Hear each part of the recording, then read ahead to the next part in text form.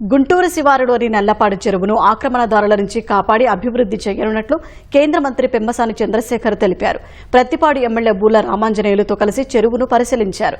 ఏళ్ల తరబడి పూడిక తీయకపోవటం వల్లే చెరువు పాడైపోయిందన్నారు.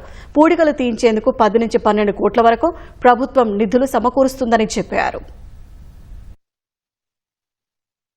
నల్లపాడు చెరువు 93 ఎకరాలు, దాదాపుగా 30-40 ఏళ్ల నుంచి పూడికలు తీయకుండా ఇదంతా కూడా పేరుకుపోయింది, గడ్డి అంతా మెలిసి.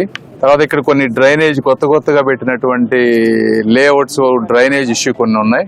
ఈ ప్రాంతం వాళ్ళు మల్టిపుల్ టైమ్స్ మా దగ్గరకు వచ్చి అడిగారు. ఈ పూడికలంతా తీసి గవర్నమెంట్ కాంట్రాక్ట్ ద్వారా థర్డ్ పార్టీని, ఒక అథెంటిక్ సోర్స్ తీసుకొచ్చి పూడికంతా తీస్తే 10-12 కోట్ల రూపాయల డబ్బు వస్తుంది. దాంతో మాకు మంచి ఒక ప్లే గ్రౌండ్, చుట్టూ వాకింగ్ ట్రాక్ చేసి ఈ ఏరియాకి వాటర్ సోర్సెస్ పెంచమని అడుగుతా ఉన్నారు.